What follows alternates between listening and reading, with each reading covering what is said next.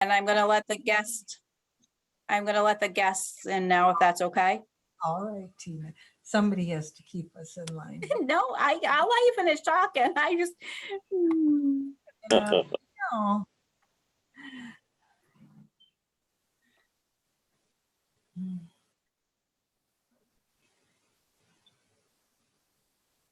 Everyone is in now, Cinda. Okay, thank you. Good evening, everyone. I'm Lucinda Collier, President of the School Board, and I'll call the meeting to order. Would you all please stand for the Pledge of Allegiance? I pledge allegiance to the flag of the United States of America and to the republic for which it stands, one nation, under God, God, indivisible, indivisible, liberty and and justice. justice for all.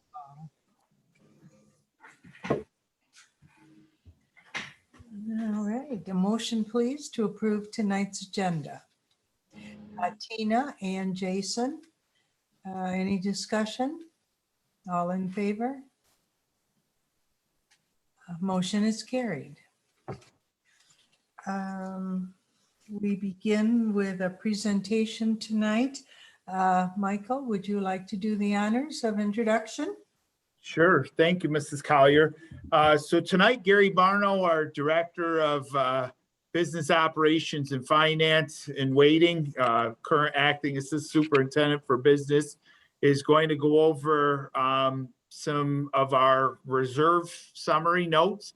He's going to walk the Board of Education and our public through, our required annual report to you all, and speak about our cash balances in the treasurer report, give you a little bit of perspective in terms of our end of the year fund balance and what we feel is an appropriate use of those monies and where we feel like we would be best served positioning our district for the long term when it comes down to our fiscal plan. So I'm pleased to turn it over to Gary tonight.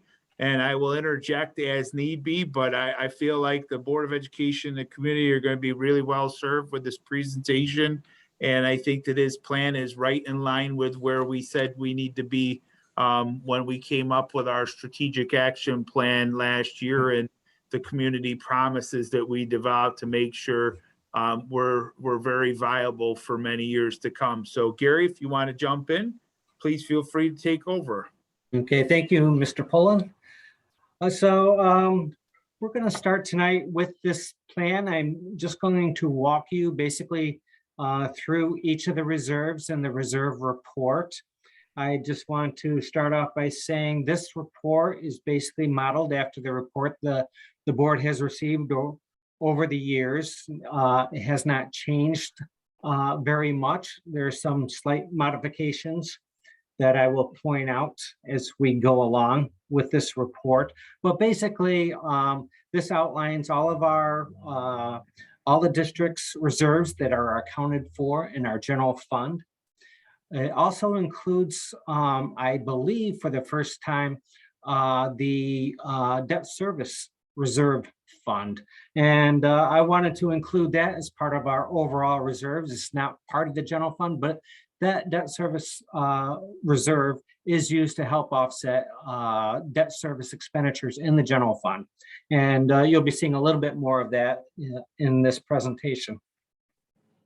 So just to give you an overview here, I don't think I've changed any of the wording in here. What was in here before does a very nice job of explaining the overall purpose of the district having reserves. It has a couple quotes in there from the Office of the State Comptroller's Office in regards to how important these reserves are in our strategic planning, our strategic fiscal planning, and our budgeting from year to year. The state has what they call a rainy day fund, but these are not rainy day funds. They can sort of be considered rainy day funds because they can help offset fluctuations that we might have from year to year with certain expenditures. And these are not slush funds. All these reserves have very important purposes for the districts.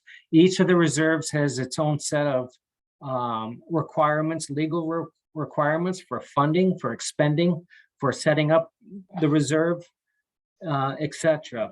And for the most part, on each page of the separate reserves that we'll go through, those purposes and legal restrictions or requirements are outlined for the board and for our public. So I do find it interesting that the quotes in this overview here by the comptroller's office are very supportive and in line with our own thinking about the use of reserves. I just would like to point out that former controllers, when they first started doing their extensive audits of school districts several years ago, after the comptroller's office came out with their 5-point plan, the comptroller's office was sometimes critical of districts' use of reserves. And I would just contend that they never sat in the chair of a business official or the Board of Education and planning a budget from one year to the next. So as I said before, these are very important strategic uses for our financial future. So having said that, this report comes at a kind of a key time in our fiscal year. We are wrapping up the school year ending June 30th and closing our books. So our auditors ask us, we're doing two things tonight. We're presenting this report and the board will approve this report and then approve transfers from projected surplus of our fund balance to help replenish some of these reserves from our surplus funds. And these are estimates because our books are not closed yet. We're working on that now. These books will not be closed probably towards the, at best, end of July or at some point in by August. We can expect to have our books fully closed, and then we'll know exactly how much we can transfer into our reserve funds. So when I make a recommendation and the superintendent makes a recommendation to transfer reserves into our reserves, we do it kind of conservatively. So all of our reserves are saying, all of our transfers saying up to a certain dollar amount. We probably won't be able to come up to that complete dollar amount because it's a conservative estimate of what we may be allowed to transfer into those reserves. Okay, so we're working on the current projection of fund balance. Our total recommendation of transfers is about $3.25 million. I think that we're going to come in about $1 million less. I've been working with our treasurer, and we know that there are certain factors that may cause his projection, my own projection, to be off a little bit.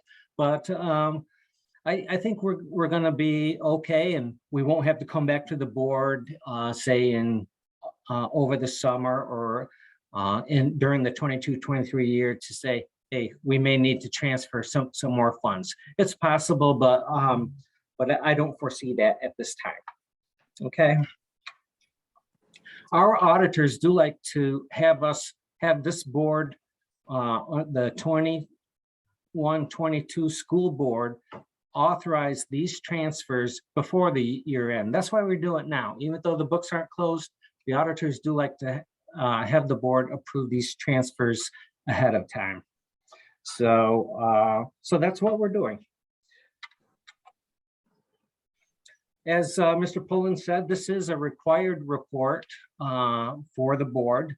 We always try to be transparent in our reporting to the board about our cash and our reserves in particular. So I just want to point this out to the board that we changed our treasurer's report format 6 months ago. And Your very first report is a cash summary report. And now each month the board gets a monthly treasurer's report.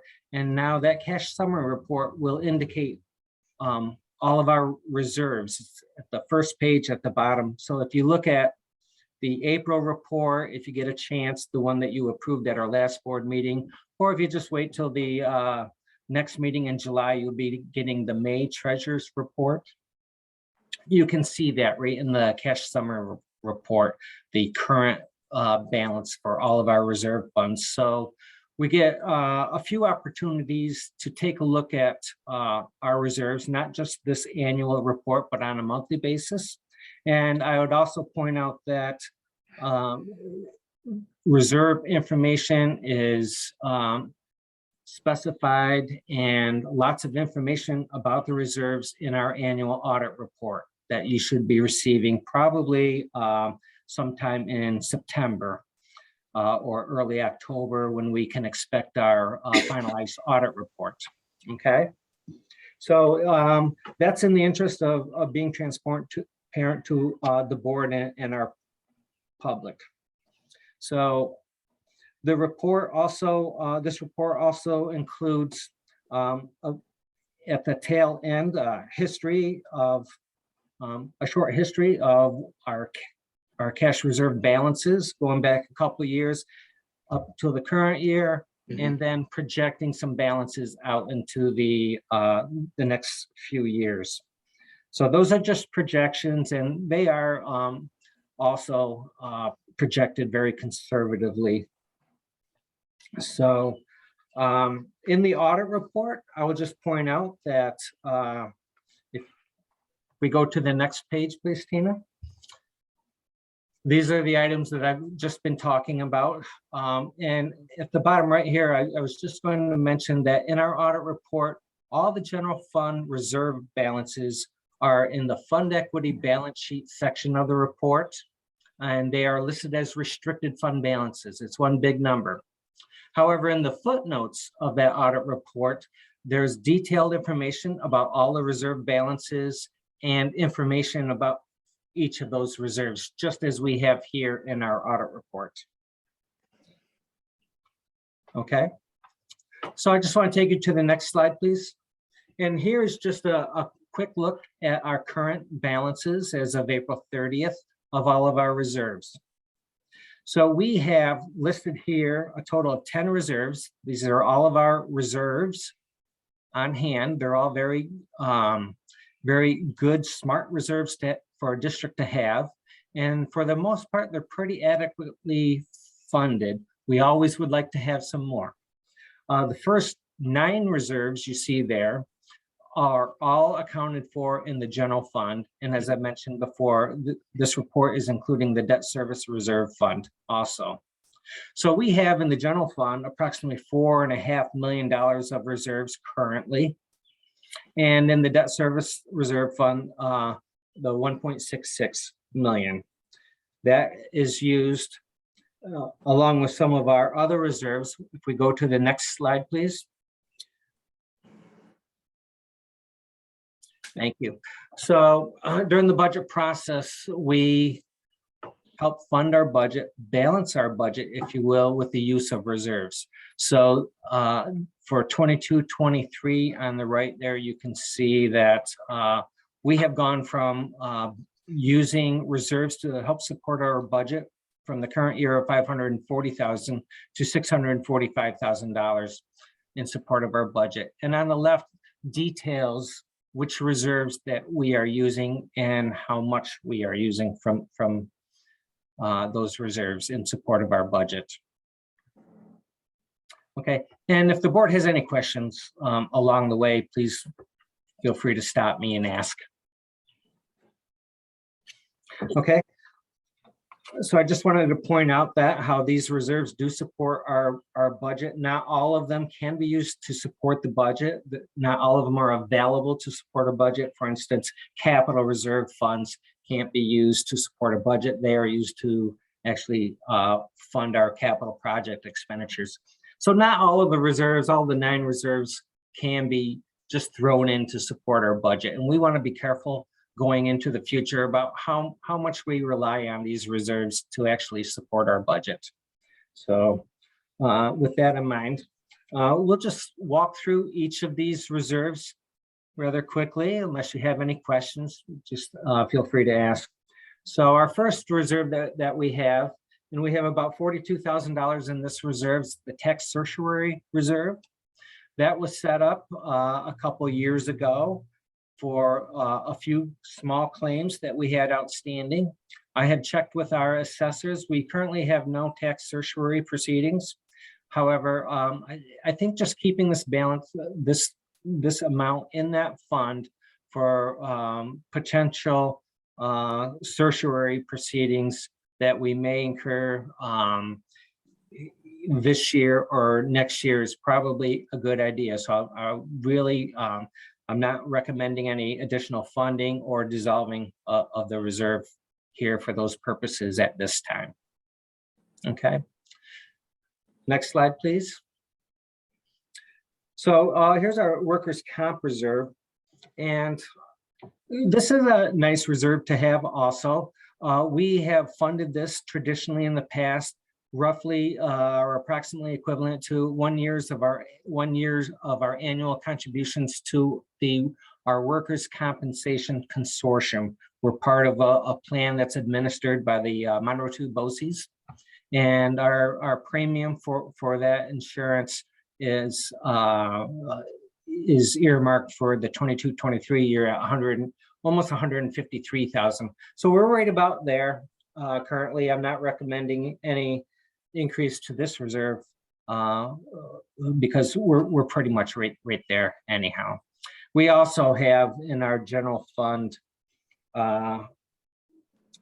some appropriations to help cover workers' comp expense. Okay. Next slide, please. Unemployment insurance reserve. We've used, we have appropriated, you saw on the previous slide, about $50,000, well, exactly $50,000 we've appropriated from this reserve to support the 22-23 budget. And I'm just highlighting a few of these items. So this reserve is funded at about 0.25% of our payroll. So I am recommending, again, a zero increase to this reserve. And again, we do have appropriations within our budget to help offset any cost. Oh, Is there a question? Okay. I will say that we have a credit with the New York State Unemployment Division right now, and we are currently not experiencing any expenditures in the 21-22 school year because of that credit. That was, as explained here, it started to fund, the government started to fund unemployment costs as a result of the pandemic fund. So we currently enjoy a credit on the books for our insurance cost. Okay, so we're in good shape there. Next slide, please. So this is the capital building reserve, the one that we just approved or had the voters approve in May. So our previous capital reserve, the funding had met its limitation. The balance of that older reserve was at $3.3,303,697. That's the amount that the board authorized to help fund our current $11.1 million project that is now underway. So the current balance in the capital building reserve is zero, but this is a priority for us. As Mr. Pullen has outlined many times before with the board, we are identifying many items for future capital projects. We're currently undergoing our building condition survey, working with our architects. But Mr. Pullen and our construction people and our architects are identifying expensive capital projects for the future. So What we want to do is be fairly aggressive in funding this reserve. It'll help fund our future capital projects in a way that will not increase taxes to our taxpayers when we go to work on those projects. So we authorized we're calling it the 2022 Capital Reserve. It was authorized on May 17th. The term for this reserve is 10 years. These capital reserves do have to have a legal term limit to them. Generally, they're 5 or 10 years on these capital reserves. So we have 10 years and the funding cap of $15 million. Now, over 10 years, before we get to 10 years, we may reach cumulative funding of this reserve the way we did with the prior reserve, and would necessitate reauthorizing a new capital reserve fund.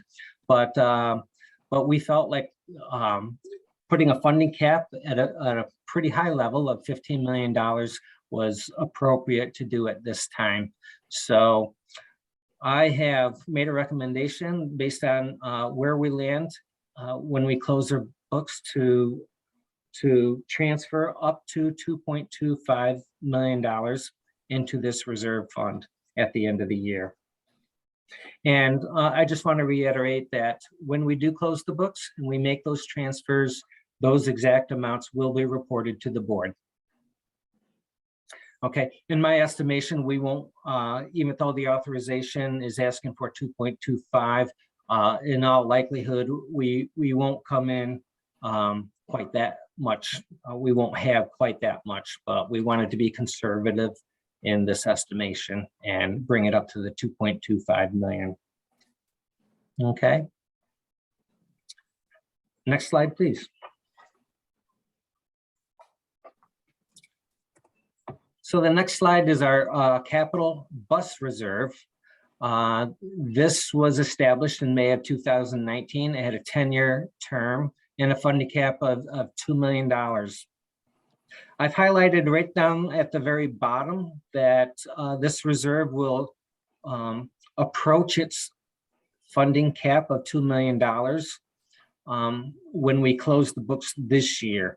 And if we end up transferring up to $525,000, this reserve will be at approximately $1.7 million. The following year, if we want to transfer an equal amount, we'll have to have a new reserve to do that. So I anticipate having more than likely on the May ballot of next year, just like we did this year for the capital building reserve, another proposition for the establishment of a new bus reserve. Okay. And as the board is used to, this fund theoretically is supported by the aid that we receive on our bus purchases. So I know in the past, the board had approved funding this in 2 different pieces. I never saw a real reason to do that. Our aid, our transportation aid on the buses remains consistent from year to year. And we really only need the board to make one authorization at this time. So we will be transferring between, I will tell the board, between $475,000 to $525,000 into this reserve at the year end. Okay, any questions on that? Okay, thank you. Next slide, please, is showing our liability reserve. We currently have $967,000 in our liability reserve. Everything is kind of relative. We like to fund this reserve at approximately 3% of our budget. Therefore, I'm just asking for or recommending replenishing this reserve in the amount of $35,000 to keep in line with that balance that we've identified as a realistic and healthy balance to help cover potential claims. And many of those are kind of outlined there at that bulleted mark. So any questions on the liability reserve? Okay, thank you. Next reserve, this is what we call the EBLR, or Employee Benefit Accrued Liability Reserve. This reserve can be used to help offset unused vacation payouts that the district incurs, particularly when we have teachers resigning or retiring, I should say, and that helps offset those costs. We have appropriated $20,000 from this reserve to help support the budget. I am recommending increasing the funding of this budget up to an additional $100,000 to help cover the current and future liability amounts that we can anticipate from this reserve. Yeah, Gary, I thought this was a pretty significant plus up. I understand what you just said. Is there anything that you see coming, some curveball or? No, but when I took a look at this, I thought it was interesting, I guess, that we only funded it for 1 year's liability. We can show a longer term liability. I know the board has heard about an annual calculation, right? That calculation only took into account 1 year of liability. In my opinion, the amount that can be taken from this reserve, first of all, can fluctuate quite a bit from 1 year to the next. And it's not restricted to a current year liability. So I just thought it was prudent to beef this reserve up. It just like the what we'll see in the upcoming employees retirement system reserve, the ERS reserve and the TRS reserve. It's just a very good, important funding tool for our budget. So when I mentioned only certain reserves are available to help us with our fluctuations in our budget from 1 year to the next, this is one of them. So the reserve last year was down to $2,000. We funded it for that additional 1 year at $97,000. We'll probably use some of that as we close our books for the year, but then I wanted to appropriate another $100,000 to keep that balance up and even to exceed a 1 year liability. Does that make sense? Yes, good. Thank you very much. Okay. Okay, next slide, please. Now, as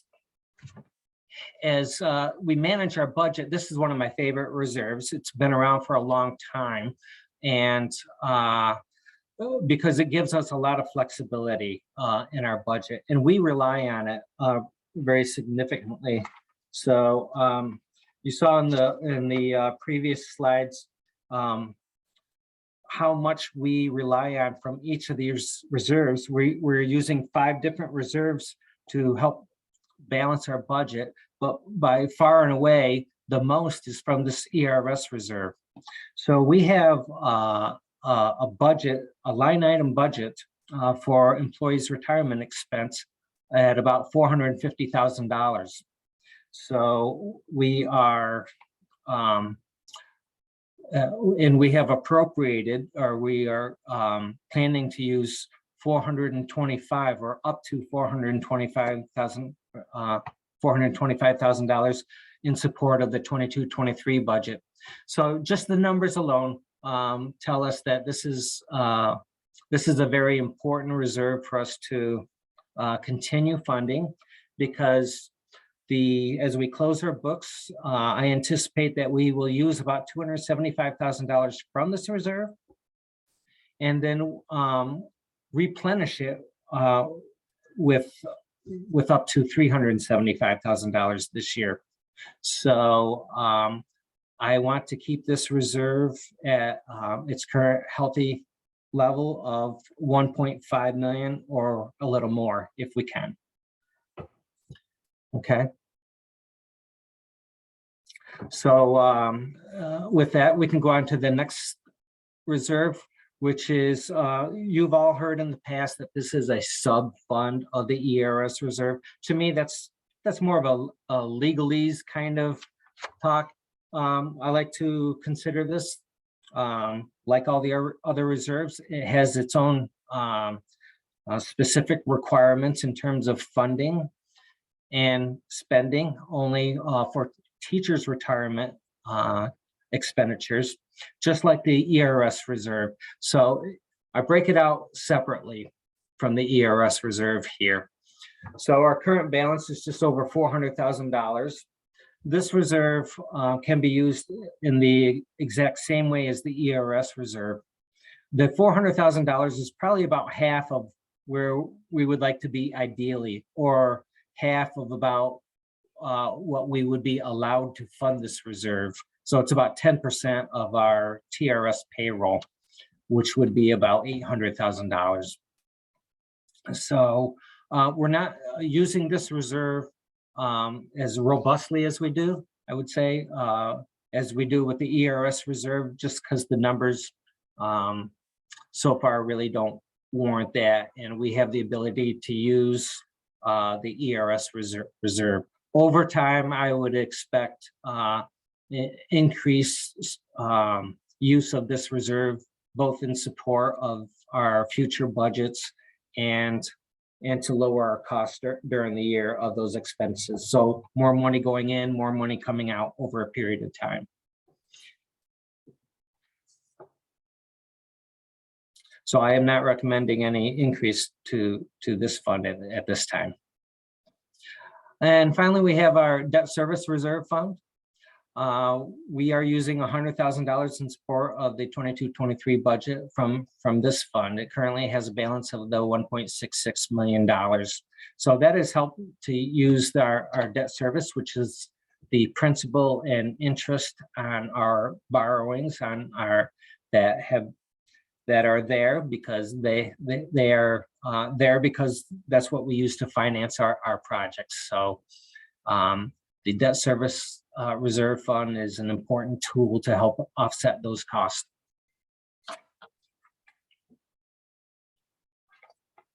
Okay, and if we go to the last slide, I just wanted to, as I mentioned before, this is a summary of a little history going back a couple of years to the current year of our reserves. It gives you an idea of the trends. And I don't think you can see it on this slide, but in your report, I do show a little graph there. And that's kind of a nice way to see how trends are going with the reserves. The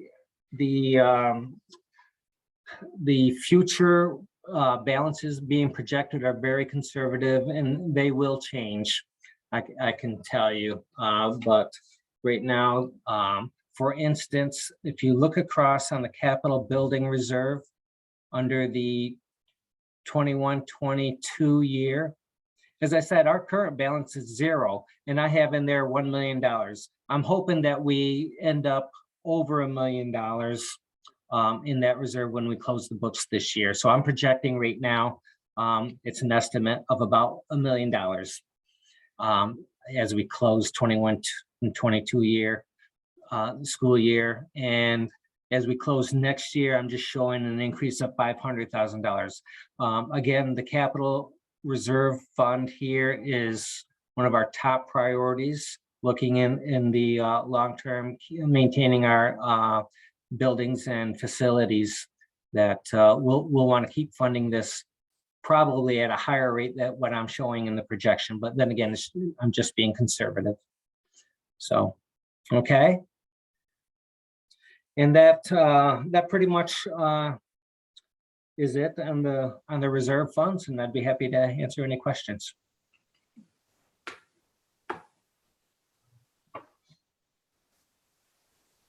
Anyone? Yes. Linda? No question, just a comment that I think you've explained everything in a real clear manner and giving us a lot of transparency as to what's going on. Thank you. You're welcome. Anyone else? All right, well, thank you. Okay, thank you. Right. We will come back to the agenda then. Tina, has anyone asked to speak during public access time today? No, they have not. None? All right. Nope. Then at this time, the board is going to go into executive session. We will be returning to do business. So I need a motion, please, to enter into executive session for the purpose of discussing the employment history of specific employees. Tina and John, any discussion? All in favor? Thank you. Mr. Pullen, can you give us an idea of the length of this executive session? Yeah, I think 25 minutes would be appropriate, Mrs. Collier. And then I would just ask that all the administrators just sign off and say good night. I'm going to ask Fred and Megan to stay on, but I think 25 minutes should be adequate. All right, thank you. Gary, great job tonight. To all of you who are leaving us.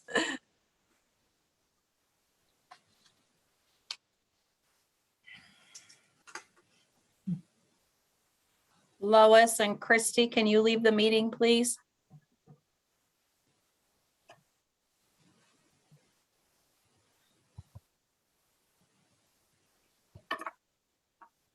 Lois, can you leave the meeting now, please?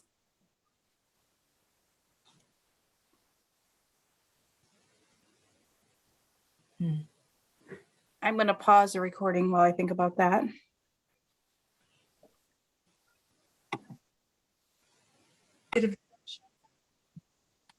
We have two people in the waiting room. We have Izetta and Carrie. I'll let them in.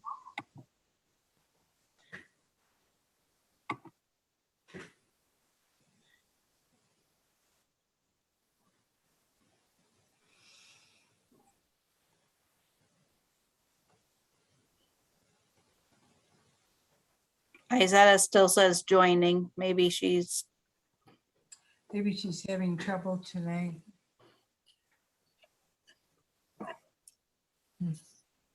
Well, we will continue. We are back in regular session and we are back to our agenda, which is number 5, the consent agenda. A motion, please, to approve the consent agenda. Linda and Paul. Hi, Izetta, welcome. Is there discussion on the consent agenda? Then all in favor of approving the consent agenda? Motion is carried. That goes through page 8. We are at number 6 on the agenda, page 8. A motion, please, for the resolution, the revision of the March 24, 2022 resolution and declaration and appropriation of contingent expense and emergency capital project. Mrs. Collier, can I speak to that real quick before you guys go into the roll call? Yeah, but let me get it on the floor first. Okay, Is there a motion? Linda and Jason? Okay, motion is on the floor. Discussion. so thank you. I just want to point out why this is actually happening. So you'll recall in that March meeting on the 24th, we appropriated an allotment of, I believe it was $127,500 for roof repairs down at the elementary, based on some damage that it took during a windstorm this spring. Upon further inspection by our maintenance and operations team, and myself and Gary Barno, we were up on the roof and we looked at it and we started to recognize the need is greater than what the insurance adjuster, accounted for. So we asked them to come back out, and we brought out Sarah Bald from the SEI group to join us. So last week we were back up there with the insurance adjuster. So the amount that you're going to approve tonight is very similar to the approach that Gary was taking with our reserves. We want to make sure that we're not continuing to amend our allotment month to month. So what we're saying is we feel very comfortable that at about $300,000 that we can repair the roof, do it correctly with a complete tear off of the metal, making sure that the underlayment is secured, making sure that the rubber membrane goes down, that it's repaired and has a warranty, and that it's up to par for what the community deserves. That's the reason for the adjustment. I just want to make that clear to the Board of Education and the community if there were any questions as to why we're coming back to you with the same roof issue, but with an amended amount.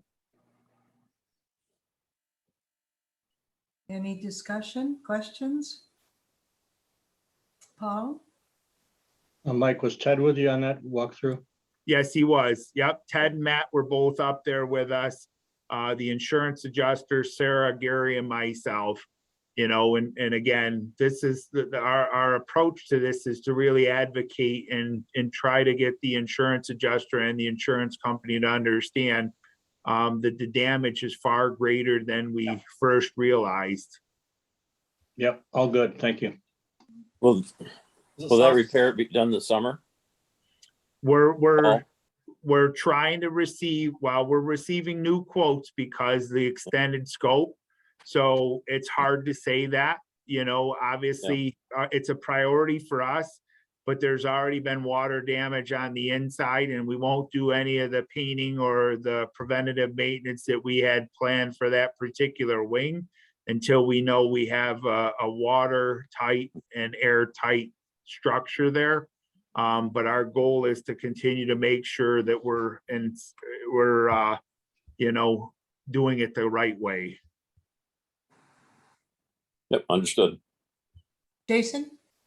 Does the adjuster seem receptive to the larger amount of damage that you're noticing? He does. I mean, from the get-go, he understood exactly what we were up against, and he comprehends that what we're talking about and everything else. So it's just a matter of, figuring out what the most appropriate course of action will be. Thank you. Anyone else? All right, then I will have Tina call the roll to take a vote on the revision of the March 24, 2022 resolution and declaration on the expense and emergency capital project. Tina? Cinda, Yes? John, Yes, Linda, Yes, Tina, Yes, Jason. Jason, Yes, sorry. thank you. Sorry, I wasn't looking. Paul, Yes, Izetta, yes, thank you. Motion is carried. Thank you.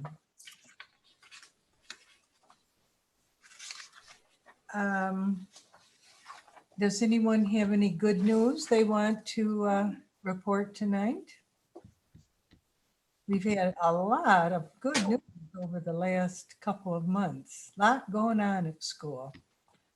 So, Paul?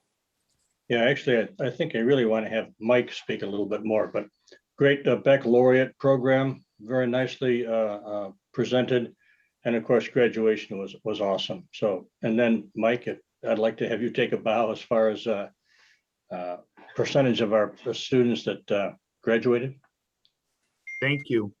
Yeah, so we were at 93.9%, you know, for our in-district students. And that's, like I said, to the board and the community at large. When we came in, we said 80% was not acceptable. You know, so we're pretty pleased with the work that the staff has put in. You know, the focal point being student-centered and getting them across the finish line and making sure that when they receive that seal on their diploma, that we're producing students who are ready for a college career, the military, you name it, that they're prepared and well equipped with very real life experiences, relevant instruction. And I couldn't be happier for our students, for our staff, and for our community with those types of results. And we know we've got to reset the bar because, you know, Friday night's commencement just means that next year's commencement's only 364 days away, but now 357 days. But who's counting, right, Megan? Yeah. Linda? I just wanted to agree with you, but I also, because Carrie is on with us, I wanted to extend our thanks to her as well, because she and her staff were instrumental in us reaching that. They really were. So thank you for that. 100% of the students that went through the program that Mrs. Merritt spearheads, 100% of them that were seniors walked across the stage or received their diploma. So that's really a testament to that resiliency factor for our staff. And it really tells you that when we expand our ALC and rebrand it into Cougar Ops, that your commitment as a Board of Education to making sure that we don't produce a one-size-fits-all approach to education is more than just cliche, that it's actually put into practice. And for her and her team, they've been instrumental in that student success. And, you know, true to form, Carrie was meeting with us today and, you know, laying out the blueprint for the next 3 years for our kids to say, okay, here's the work we have to do. And, you know, she was spitting it out to us as quickly as we could take it in. And Megan and I were like, this is fantastic, because you're just saving us from sending an email because you're already telling us what we're asking for. So I appreciate that. Good stuff on her and her team's part. Yesterday, pardon me, yesterday I was talking with one of our highly respected retired high school teachers who was an outstanding teacher. And I was telling her about the program and how it had expanded this year and was going to continue to expand, and then getting into the study work program for kids. And she was absolutely ecstatic that that's the right direction to be moving in, and that we weren't going to lose these kids. So great. Anyone else? Good news. Jason. I think the greatest news, well, it's not the greatest news. Let me rephrase that. But I think some really good news is that the board meetings are going to be at the middle school soon. That's pretty exciting. I hope that we get some community members that haven't seen the renovation to our board meetings, just so they can see what it looks like in the new auditorium. That's I'm excited about that. Yeah, great. Anyone else?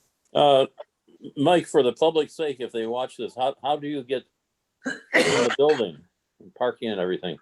Because a lot of people will not be familiar with that parking lot or entrance or anything. It's all different. So for our purposes, the doors will have, we have the badge swipe entry. What we'll have is there'll be time so that when the public session starts, people can walk in. We'll still make sure that there are people there physically to see and greet people as they come in. My encouragement would be to either park in the actual school parking lot and use the west entrance, and then come on downstairs into the auditorium. If there's a mobility impairment, they can always enter in from the north end, which will be accessible and open to the public as well. and then they will be held in the auditorium. We did check it out last week. Lisa Brower and her tech team, they feel like the acoustics are perfect for that setup. The intimacy in terms of close proximity to speaking to the board is perfect. And the technology will really be where we need to be so that we're not competing with a cart like we would have done if we continued to hold them back in the high school auditorium. So we feel like that's a great environment. And, you know, to piggyback on some ideas there, things will still be recorded. They'll still be published online. So people that can't attend will still have access to that.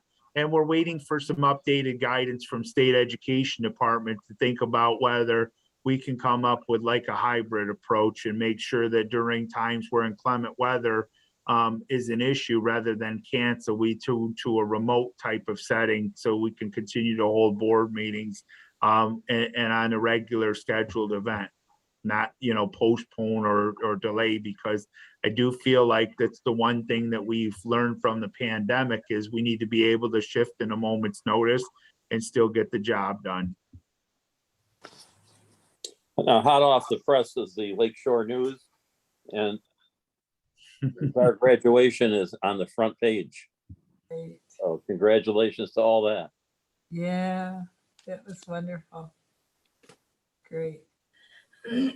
All right. Our next meeting is our start of our new year. It'll be in July.